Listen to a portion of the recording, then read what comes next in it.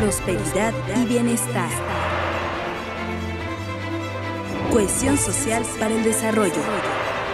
Seguridad pública y justicia penal. Sustentabilidad, población y territorio. Gobierno eficiente y política democrática. Jalisco a futuro, construyendo el porvenir. Hola, ¿qué tal? Qué gusto saludarle, darle la bienvenida a su programa, uno de varios que habrá, de todo un serial que se trabaja para usted, de este proyecto Jalisco a futuro 2030, construyendo el porvenir. Vamos a empezar este día con un tema que es primordial y que también es bastante complejo. Vamos a hablar de educación. Veamos. La educación es considerada como un campo de acción pública estratégico para la construcción de un repertorio universal de derechos y responsabilidades articuladas a la formación intelectual, moral, científica y técnica de los niños y jóvenes en el contexto de una ciudadanía social efectiva. Bajo este precepto, ¿cuál es el estado que guarda la educación en Jalisco? ¿Cuáles son sus problemas sustantivos, sus causas profundas y las alternativas de acción que pueden implementarse para resolverlos? El diagnóstico presentado en Jalisco a futuro contiene varios aspectos relevantes, de los cuales destacan los siguientes. En términos generales, los jaliscienses hemos experimentado un incremento en los años de la escolaridad promedio a 9.4 años, es decir, hemos alcanzado el tercero de secundaria.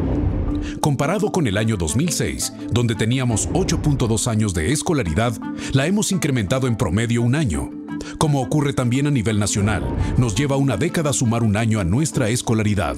Sin embargo, la escolarización obligatoria básica en nuestra entidad y en el país es de 12 años, es decir, el equivalente a alcanzar la preparatoria completa. De seguir a este ritmo, nos faltarían casi 30 años para alcanzar el nivel de escolaridad promedio que se ha planteado a nivel federal y estatal. Pero existen otros asuntos educativos relevantes. Los aprendizajes, por ejemplo. Según el diagnóstico de Jalisco a futuro, nuestro estado se sitúa bajo en las escalas de la evaluación que diversos organismos nacionales e internacionales han realizado para medir la efectividad de los aprendizajes escolares.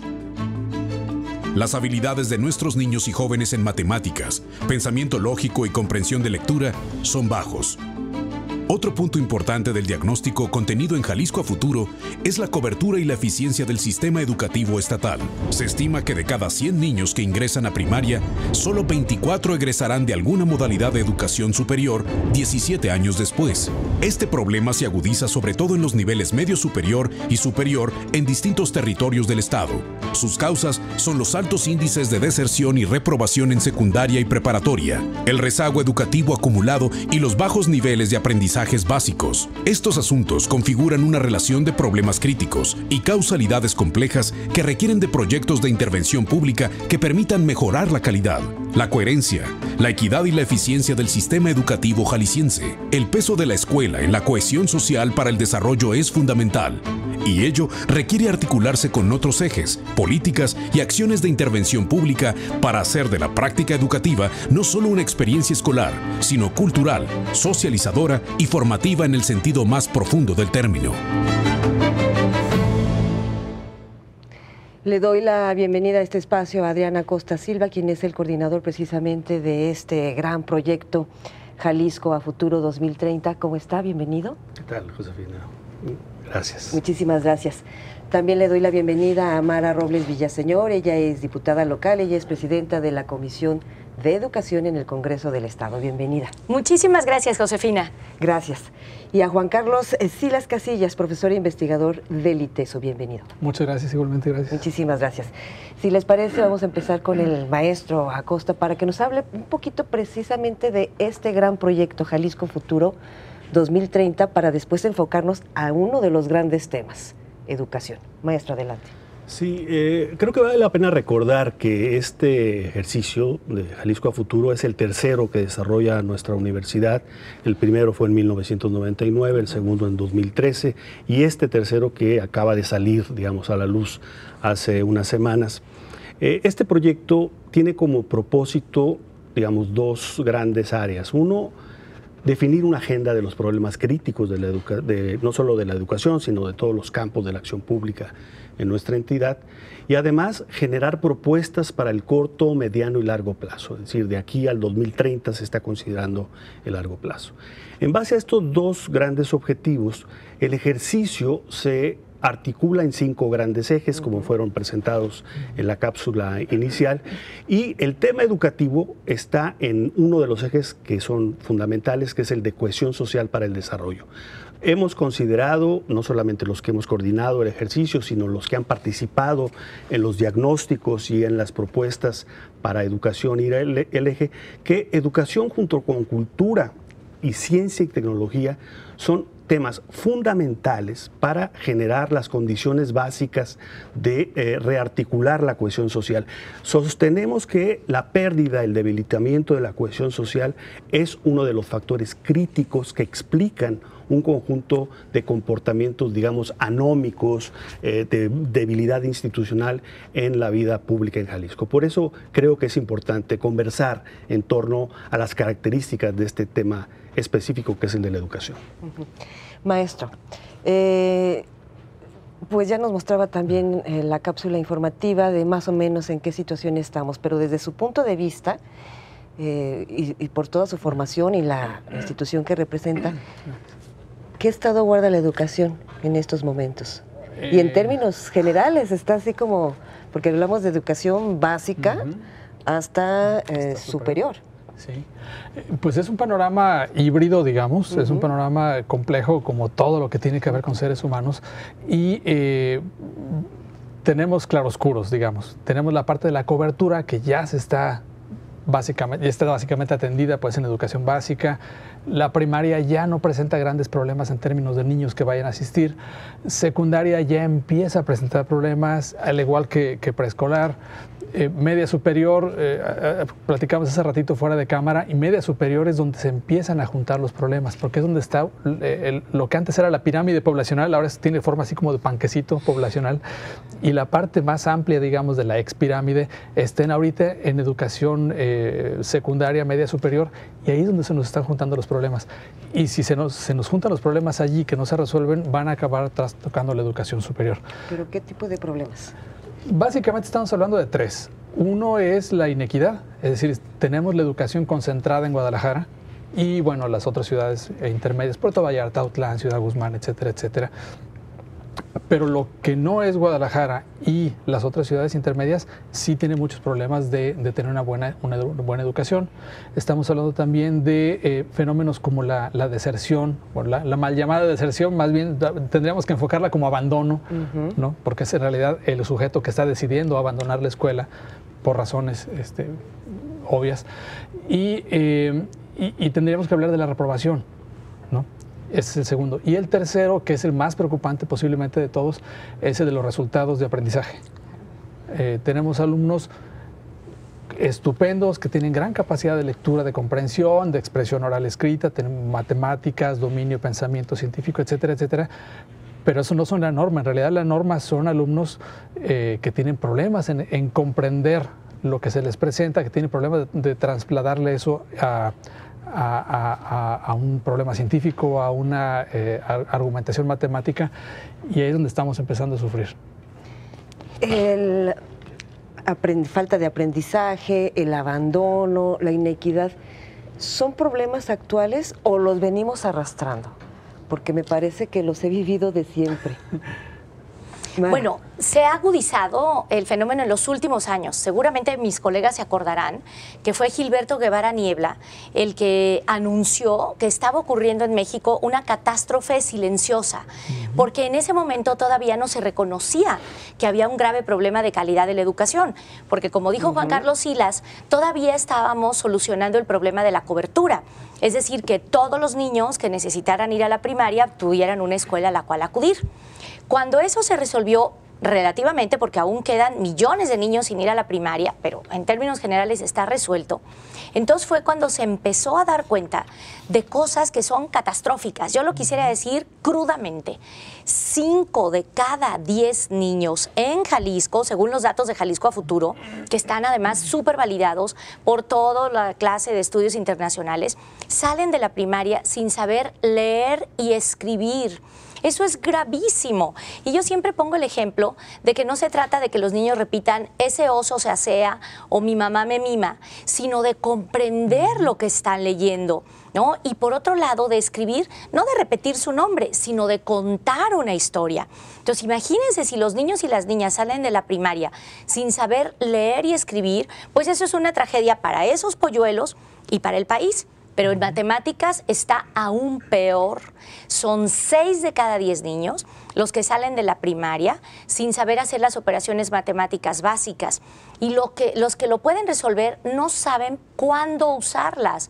Eso es gravísimo. Y el asunto sigue sin resolverse. Te vamos a interrumpir, tenemos que hacer una pausa porque suena así de grave, así es la realidad. Cuando en nuestra época, en primero, si no sabías leer, no podías pasar a otro nivel. Y hoy los pasan sin saber leer. Con esto y más, regresamos.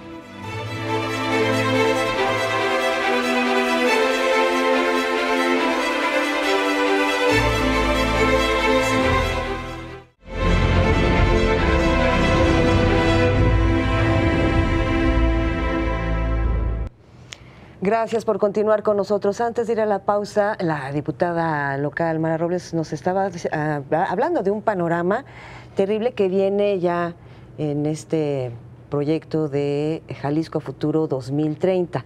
Mara, hablaste de 2 asignaturas, el tema de la lectura y el tema de matemáticas. ¿Dónde más estás asustada, si me permites el término?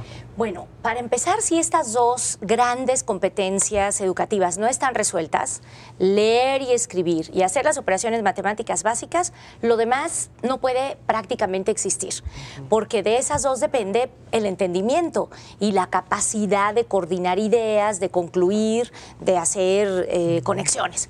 Pero, pues, si los niños no saben leer y escribir y no saben hacer las operaciones matemáticas básicas o no saben cuándo usarlas, es decir, cuándo sumar o cuándo restar o cuándo multiplicar o cuándo dividir, pues entonces esto repercute en sus conocimientos sobre historia, sobre geografía, sobre las nociones básicas del conocimiento científico y sobre algo gravísimo, que es sobre su convivencia en la sociedad. México, desgraciadamente, aparece en el primer lugar nada honroso de la OCDE de violencia escolar. O sea, los chicuelos no están teniendo competencias socioemocionales para relacionarse con los demás. Y esto nos lleva también a que tengamos el nada honroso primer lugar de obesidad y sobrepeso infantil, de tal manera que los chicos la están pasando mal en la niñez. Están enfermos, no están aprendiendo y por lo tanto los que sobreviven para pasar al siguiente nivel educativo, secundaria, se enfrentan además con un panorama tremendo, porque la secundaria es la edad de la calle. Acuérdense las batallas en el desierto de Pacheco. Es el momento en que los chicos descubren su sexualidad, es el momento en que los chicos empiezan a tener curiosidad sobre las sustancias psicoactivas y entonces estaban acostumbrados a tener un solo maestro que los acompañaba durante toda la clase y ahora aparecen muchos maestros con muchas características y ahí en secundaria se incuba la posterior deserción del nivel medio. Entonces sí tenemos un problema muy grave de calidad de la educación en México.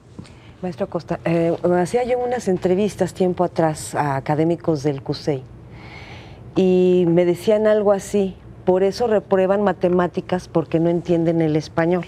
Sí. Y es algo de lo que viene explicando Mara. Si no tenemos ese factor de la lectura y la escritura, pues va a ser difícil historia, biología y un largo etcétera, etcétera. ¿Cuál es el problema que ha detectado ahora que coordinó este trabajo en materia, en este nivel de secundaria?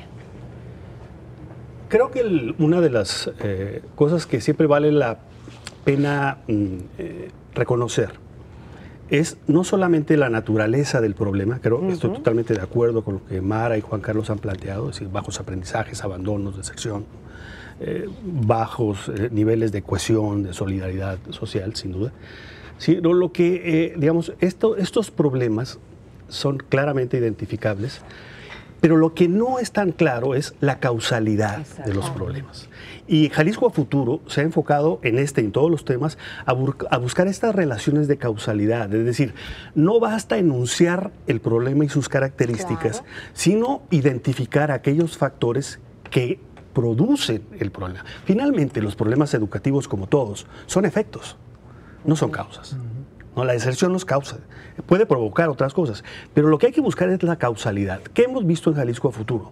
Que tenemos varios factores. Toda la causalidad, como dicen los expertos, es compleja. Es decir, obedece a varios factores y a varias articulaciones de factores. Pero los que tenemos, algunos son muy claros. Por ejemplo, el estrato socioeconómico de origen es fundamental. Es decir, los niños y niñas que no aprenden o reprueban o que tienen bajos desempeños, no es que porque tengan problemas, digamos, genéticos o naturales. En realidad, lo que se ha estudiado con mucha fuerza y mucha claridad es que el contexto familiar y social de origen condiciona, no determina, condicione fuertemente el desempeño escolar.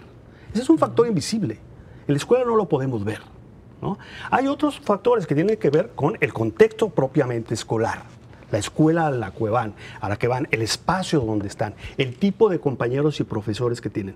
Estos van generando comportamientos, déficits, que van luego produciéndose en forma de problemas educativos. Creo que ahí necesitamos indagar con mucho más fuerza en torno a las causas para luego ligarla a las alternativas de solución. Porque si no, lo que tenemos, como hemos visto ahora, es que nos quedamos en la identificación del problema y no actuamos sobre las causas, sino sobre el problema. Y el ejercicio intelectual, técnico y de política pública en educación superior es actuar sobre las causas. Creo que ahí tenemos un déficit que necesitamos desarrollar y en Jalisco a Futuro hay unas propuestas con esta lógica. Que las abordaremos un poquito más adelante.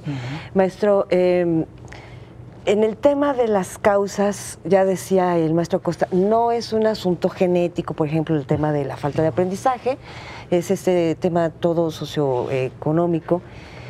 ¿Estos niños tienen hambre, el estómago vacío? ¿Cómo se puede aprender así?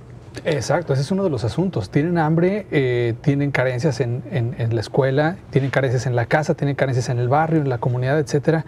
Y yo creo que habría que, como muy bien dice Adrián, habría que buscar un asunto. Decía Carlos Muñoz Izquierdo, en paz descanse, que lo grave del problema en México era que la escuela había dejado de ser proyecto de país para convertirse en reflejo de país. Exacto. Y esa frase es lapidaria.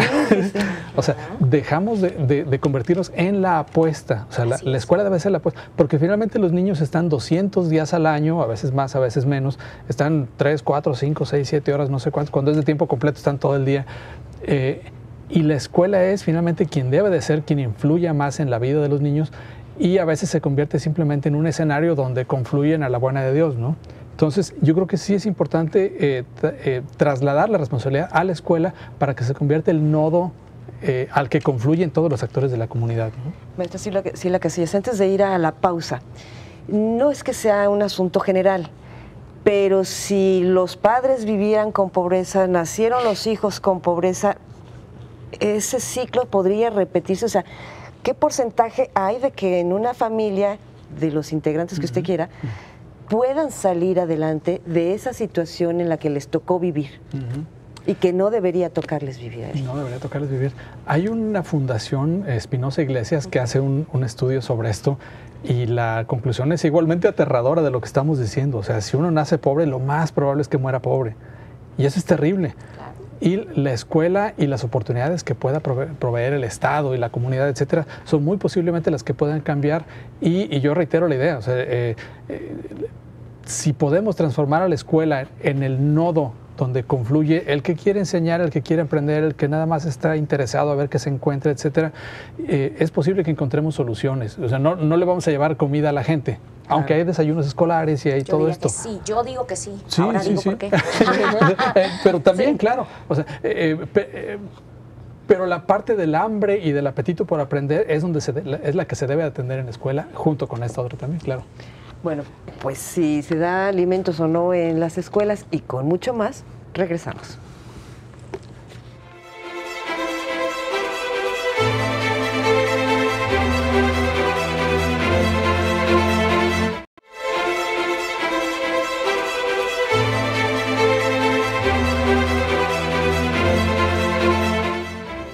Pues ya nos contaba el maestro Silas Casillas que también, retomando a otro gran personaje, casi siempre si se nace pobre, se muere pobre, desgraciadamente en este país, y se habló de la posibilidad de dar alimentos en los planteles educativos.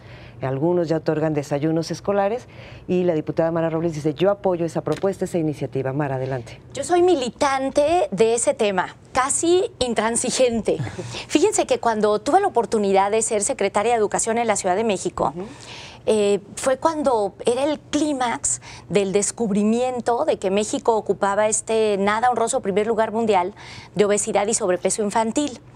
Y alguien puede creer que eso no tiene nada que ver con la educación.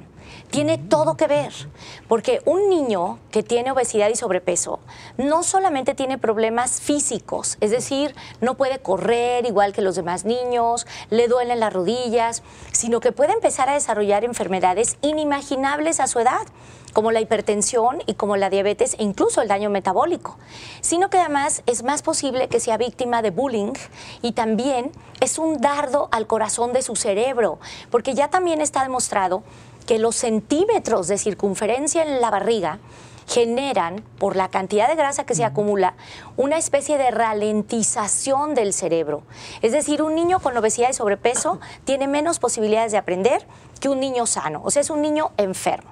Entonces, yo dije, hay que llevar la comida a la escuela. Y entonces, recuerdo muy bien que en aquel entonces, jefe de gobierno me dijo, Mara, no hay dinero que alcance y además no es una obligación propiamente educativa la comida. Yo le dije, momento, no se me ocurre nada más importante que gastar el dinero de la gente que en la alimentación de sus hijos. Pero no solamente como comida, sino como un término, se oye medio raro, que es el de la comensalidad. O sea, lo que generó la comida rápida o la fast food es que las tortas ahogadas se comieran en bolsita.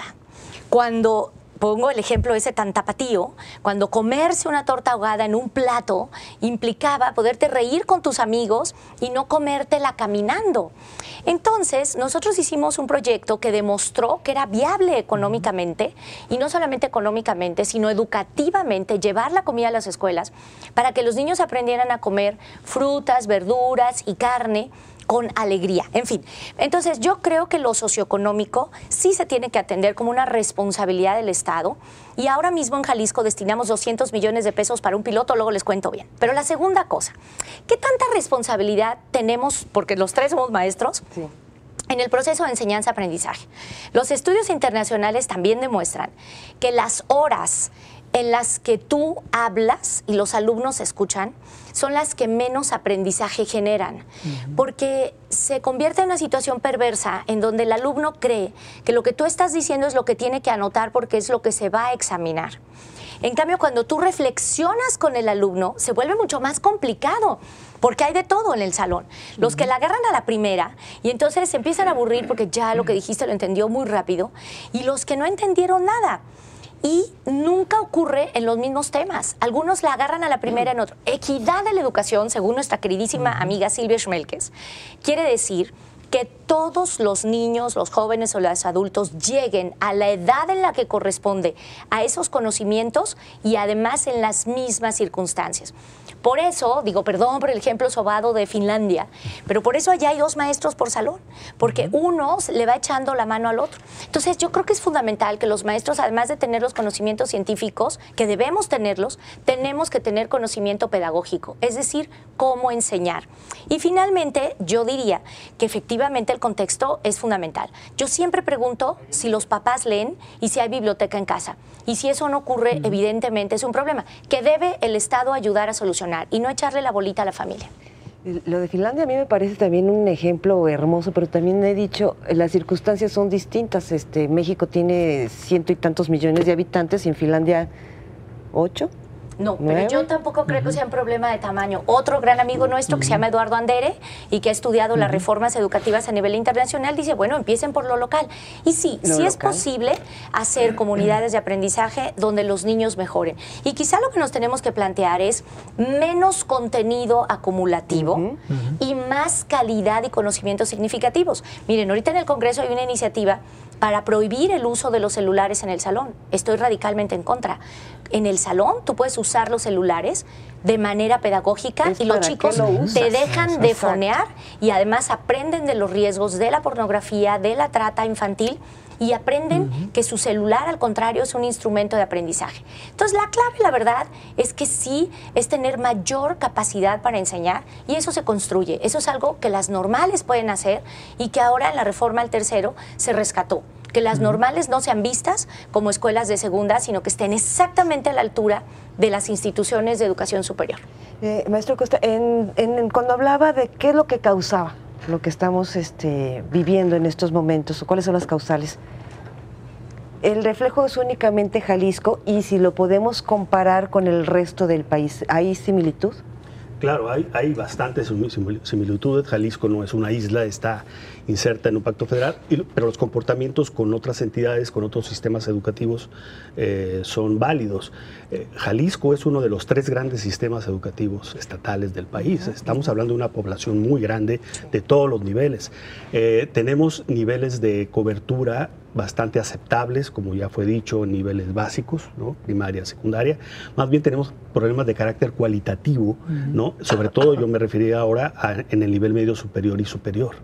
En el nivel medio superior hemos avanzado en cobertura en los últimos 8 años aproximadamente, pero ahí, como Juan Carlos ya también lo ha señalado, ahí se concentran problemas graves de abandono y de aprendizajes en la educación media superior, que es el nivel previo a la licenciatura. Y lo que tenemos con mucha claridad a nivel superior es un desplome de la cobertura. Estamos abajo de la media nacional, 34% tenemos de es decir, solo el 34% de los jóvenes entre 19 y 23 años están inscritos. Es decir, casi 7 de cada 10 no llegan a la universidad, a la educación superior, no solo a la universidad. Entonces, ese es un problema terrible, porque en realidad lo que hemos visto, el contexto contemporáneo exige procesos de formación y escolarización cada vez más largos, dada la complejidad del mundo que estamos enfrentando. Ya no basta, como antes, tener una carrera para toda la vida. En realidad lo que tenemos es un alargamiento de los procesos de aprendizaje a lo largo de la vida. Y entonces, con una masa crítica muy pequeña de inicio, lo que tenemos son enormes desafíos para ampliar la cobertura, la calidad y la consistencia de la educación superior. Esto tiene enormes complejidades en términos de la gestión del tiempo escolar, la gestión de la enseñanza y la investigación en el nivel superior, cómo le hacemos para incrementar el egreso del nivel medio superior para alimentar los flujos de ingreso a la educación superior y al posgrado, son parte de las causalidades que hemos visto. Pero hay una causalidad estructural que atraviesa todos los niveles y también creo que es bastante probado. La escolaridad de los padres es un predictor muy potente para ver el futuro de los hijos. Entre menos escolaridad tienen los padres, menos posibilidades tendrán los hijos. Si no atendemos a los niños y jóvenes de hoy, que serán los padres o madres del futuro, estamos condenando, perdón por la dramatización, estamos condenando a las siguientes generaciones a reproducir la baja escolarización que tenemos. Es un factor estructural, insisto. No podemos resolverlo solo con la escuela o solo con la educación. Tenemos que articular varios ejes, pero tenemos que actuar sobre ese tipo de causalidades para tener efectos en campos como el educativo. Maestra Silas Casillas, me gustaría regresar después de la pausa con usted, dando continuidad a esta causal que me parece fundamental, porque escogieron estas familias no estudiar o porque el sistema les negó estudiar. Con esto y más regresamos.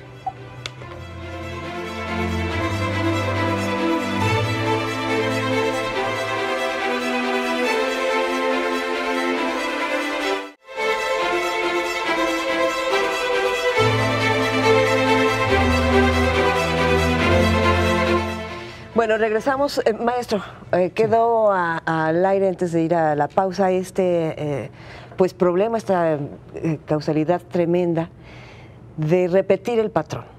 Si en una familia los papás no tuvieron la oportunidad de acudir a la escuela, es posible que esto se repita con los hijos. Y decía, ¿fue porque lo quisieron o el sistema se los prohibió?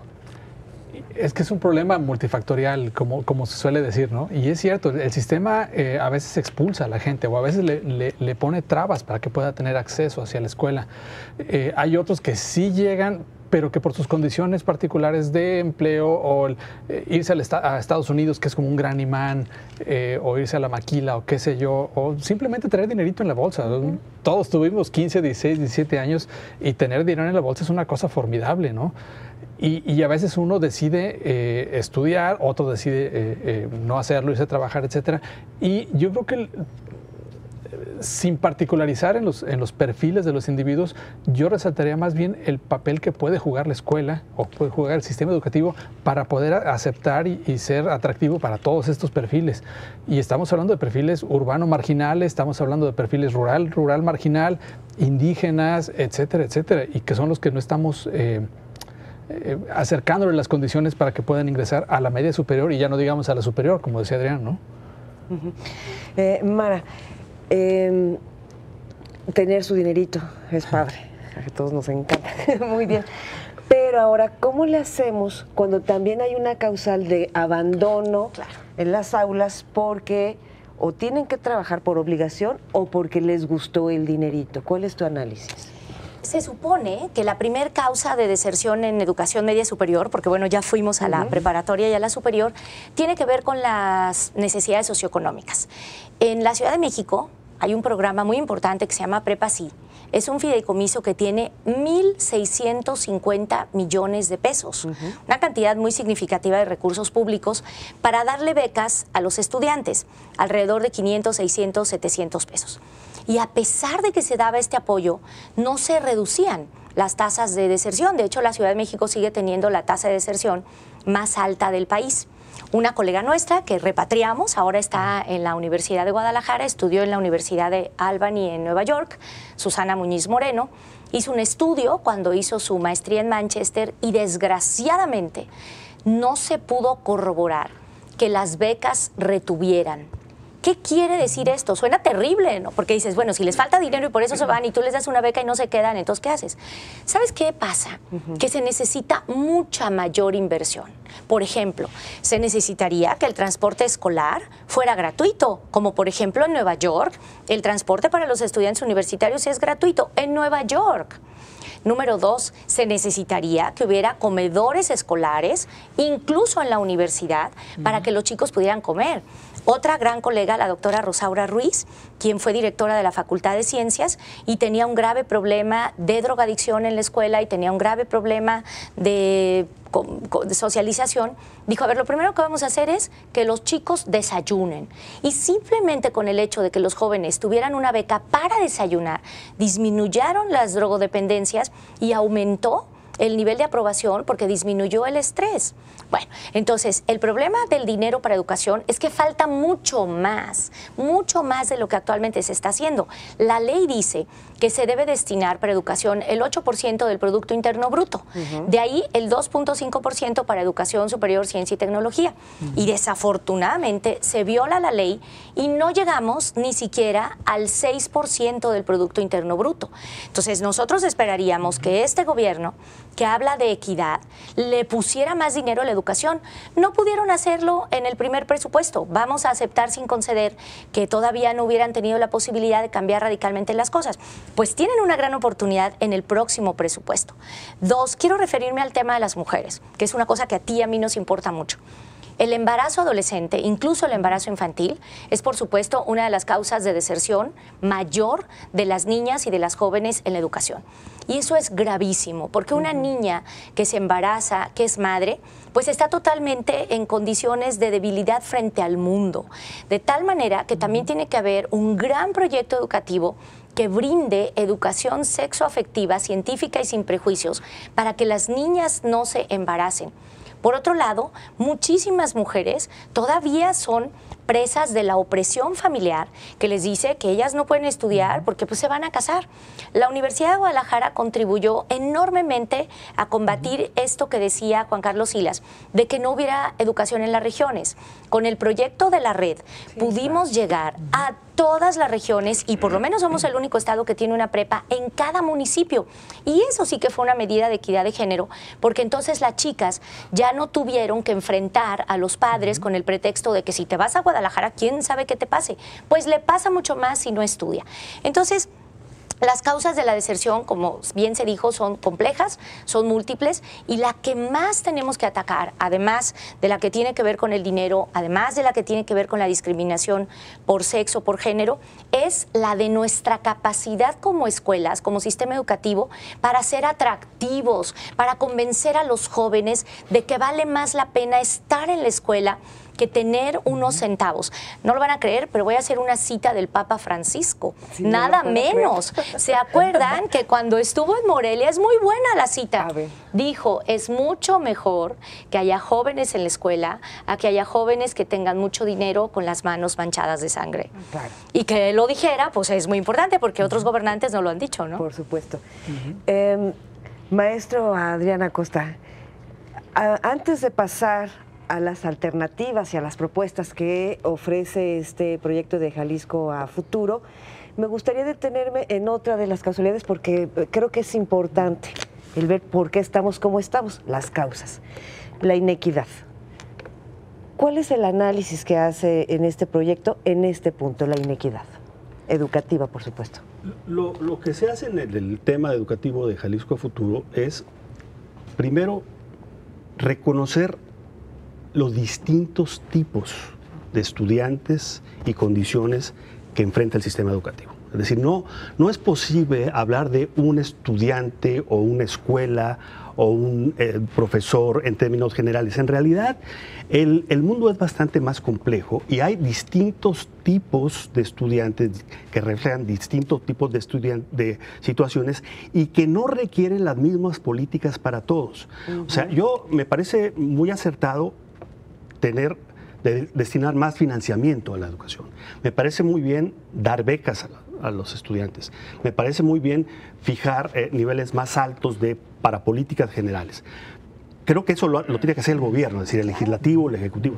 Pero hay una parte técnica que tiene que distinguir que hay estudiantes que requieren beca y hay estudiantes que no requieren beca. Que hay estudiantes que necesitan estar más tiempo en la escuela y otros que no retienen. Exacto. Que hay estudiantes que no tienen problemas de acceso, de movilidad hacia la escuela, y hay unos que sí lo tienen. Es decir, tenemos que reconocer la diversidad de tipos de estudiantes que tenemos para poder tener políticas mucho más finas en torno a cómo generamos política pública ligadas a las causas de los comportamientos de los distintos conglomerados estudiantiles de todos los niveles. Es decir, primero, los públicos y los privados son dos mundos distintos. Y dentro de ahí hay mundos muy distintos, dentro de los privados y dentro de los públicos. Por decir el tema de educación superior, es claro que en el sector privado hay un sector privado de élite y un sector privado de absorción de la demanda. En el sector público hay universidades públicas con mucho prestigio y reputación frente a ofertas públicas que no tienen tanto prestigio y reputación. Y tenemos enormes diferencias en el tipo de estudiantes y condiciones que tienen. Para eso requerimos políticas mucho más finas y para tener políticas mucho más focalizadas que reconozcan las tipologías y las necesidades y causalidades específicas, requerimos tener un sistema de información que no tenemos. A eso yo me referiría en la última parte. Claro. No tenemos un sistema de información y no producimos conocimiento en torno a las causas. Maestro Silas Casillas, la inequidad. La inequidad es muy grave y está reflejándose en los estratos, por donde digamos, hombres, mujeres, población indígena, población mestiza, población urbana, población rural, etcétera, etcétera. Yo creo que una de las recomendaciones importantes, que bueno, ya llegaremos, pues, pero una de las cosas que se abordan en este estudio es generar alternativas para quien, un poco como lo que lo decía Adrián, generar alternativas para quien la requiera, no para todos, ¿no? Eso de receta para todos igualitos ya dejó de funcionar hace muchos años, sin embargo todavía no nos damos cuenta. ¿no? Los planes de gobierno se hacen específicos, se hacen generales y dejan las especificidades por allí. Yo creo que es importantísimo atender el tema de la inequidad, pero asumirla un poco, como decía Mara hace rato, sin vergüenza, o sea, sin problemas, sin tapujos. O sea, sí somos un país inequitativo, sí tenemos un sistema educativo que le da más a unos y le da menos a otros. Bueno, pues asumámoslo sin problema, nada más es cosa de tomarlo, ¿no? Bien. Tenemos que hacer una brevísima pausa. Después de la misma, va la pregunta al aire si se puede hacer trajes a la medida en materia de educación y quizá podemos entrar ya otro poquito a las propuestas. Pero bueno, con esto y más regresamos.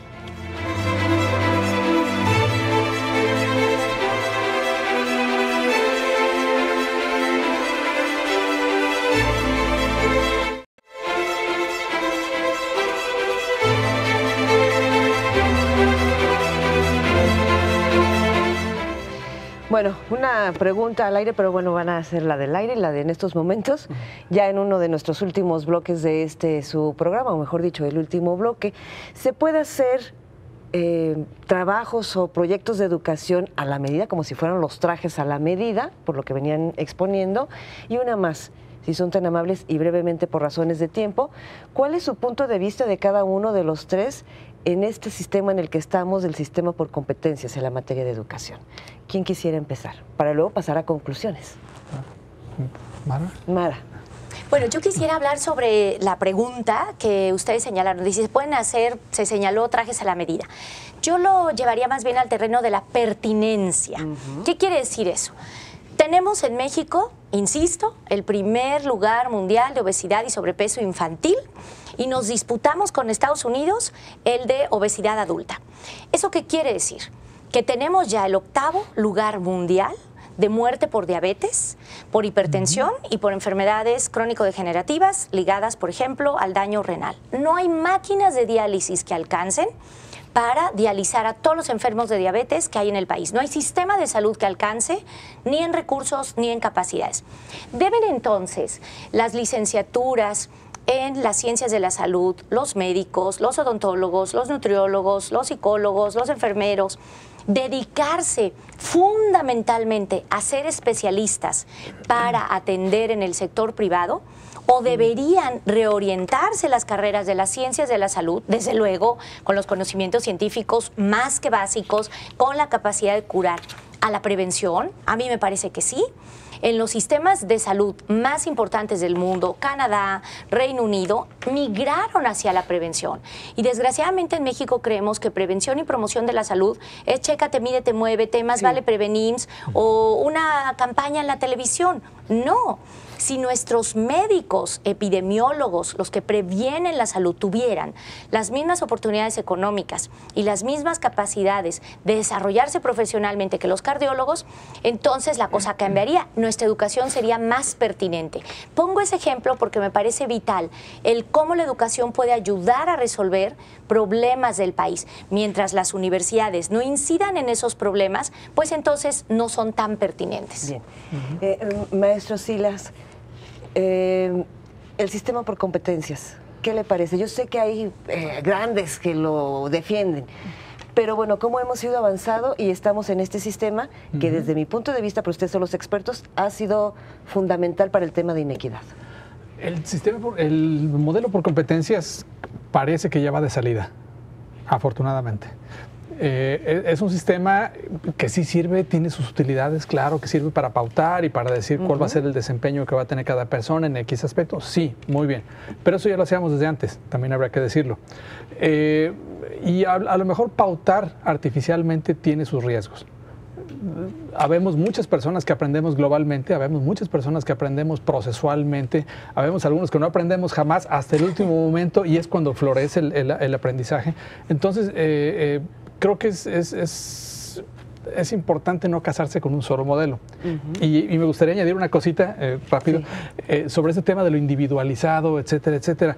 Yo creo que es muy importante que centremos nuestra atención en sino en el individuo, por lo menos en la comunidad. O sea, no le podemos llevar la misma escuela, la misma educación, la misma formación a todos, al que esté en Colotlán o al que esté en Huejuquilla, al que esté en Autlán, o en las tierras flacas o en las tierras yermas, ¿no? O sea, no es posible.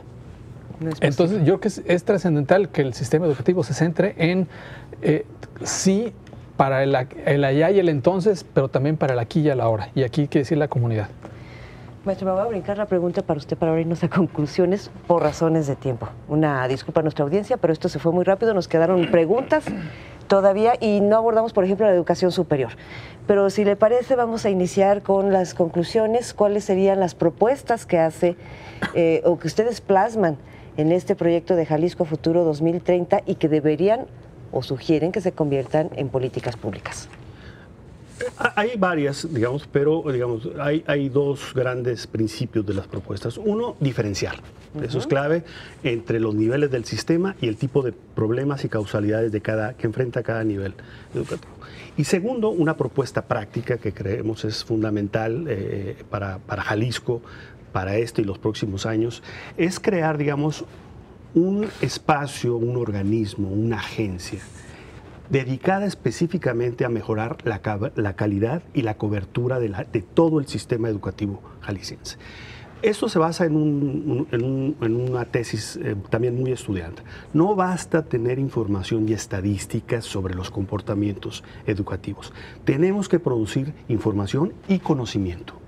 Si no tenemos conocimiento sobre las causalidades, no vamos a poder intervenir en ellas. Por eso es la idea que crear y Jalisco sería pionero en esto, una agencia que vea todo el sistema educativo en su conjunto y que genere dos tipos de productos de manera sistemática, información y conocimiento, que es la base de toda buena política pública en el mundo, política pública basada en evidencia. Eso es lo que no tenemos. Una agencia que esté por encima o a la par de la Secretaría, o sería desaparecer una Secretaría de Educación. No es sustituir a la actual Secretaría. Podría estar dentro de la Secretaría o ser una agencia especial, digamos, dentro del Ejecutivo, que permita tomar decisiones directamente desde la cúspide del gobierno. Es decir, para que pueda tener efectos en todo el sistema. No verlo de manera fragmentada, sino de manera integrada. Esa sería la idea, cómo traducir esa agencia en términos de políticas focalizadas y localizadas en torno a causalidades y problemas. Perdón, entonces sería una agencia que abarque todo el sistema educativo, no únicamente la educación básica. Todo, como paraguas. Perfecto. Diputada Mara, conclusiones. Pues yo estoy encantada con esa propuesta. Cuando leí esa conclusión en esta nueva edición de Jalisco a Futuro 2018-2030 me pareció muy pertinente, me pareció espectacular. O sea, se trataría de una instancia autónoma, diría yo, que brinde información de calidad, que presente propuestas de políticas públicas, que no esté preocupada por la operación y lo urgente de la cotidianidad de la escuela, sino que tenga la posibilidad de ver en perspectiva y que oriente la política pública. Y sobre todo, que no tenga conflicto de interés. Es decir, que tenga la posibilidad de ver las cosas a distancia para poder generar conocimiento sobre cómo enseñar mejor. Me parece que es una propuesta innovadora, sumamente discutible, o sea, que puede generar un debate público muy interesante, pero yo sinceramente la veo como urgente y de una gran utilidad. Así que hasta se podría hacer un programa específico sobre eso. Me parece que sí, porque ¿de qué tamaño sería, por ejemplo, esta agencia? ¿No? Una de tantas preguntas, maestro. Maestro Silas Casillas, ¿conclusiones? Muy rápido, yo celebro que se haga ese tipo de estudios, es fundamental. Por dos cosas. Uno, los investigadores siempre pedimos un poquito de espacio para poder dar a conocer lo que estamos generando, y los tomadores de decisiones, quienes determinan la política pública, quienes operan la política pública, necesitan este tipo de información y a veces no la tienen, pues porque nos la guardamos, ¿no? Entonces me parece fundamental establecer este diálogo y creo que es muy acertado. ¿Habrá confianza? La pregunta para los tres y brevemente, si el Ejecutivo rescata algo de estas propuestas, ¿se le entregó el proyecto? ¿O lo entregaron a través de quién? ¿Cómo fue? El gobernador ya está enterado de este ejercicio, ¿no? Hemos conversado informalmente con varios de los funcionarios y estamos en la espera de un espacio de diálogo para poder, digamos, compartir las posibilidades y tener pleno respeto por lo que hace el gobierno del Estado, pero también nosotros sí apostamos a que sean propuestas que sean insumos para el desarrollo de política a nivel estatal. Bien. Les agradezco a los tres muchísimo su tiempo para platicar con nuestra audiencia. Nos queda un minuto. ¿Alguien quiere despedir en segundos, sino para yo cerrar ya el programa? Bueno, yo diría que se debe brindar educación para la vida, que la educación debe ser fundamental para el autocuidado y también para la vida en sociedad, que debemos luchar porque la educación reivindique los derechos humanos. Perfecto, muchísimas gracias. Pues de esta manera concluimos, decíamos al inicio de este espacio, el primero de varios que habrá, porque es un serial el que se trabaja en este gran proyecto de Jalisco a Futuro. Lo decíamos, es un tema de primer orden y un tanto complejo. Muchísimas gracias y hasta pronto.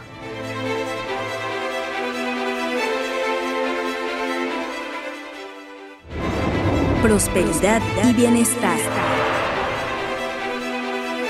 Cohesión social para el desarrollo. Seguridad pública y justicia penal.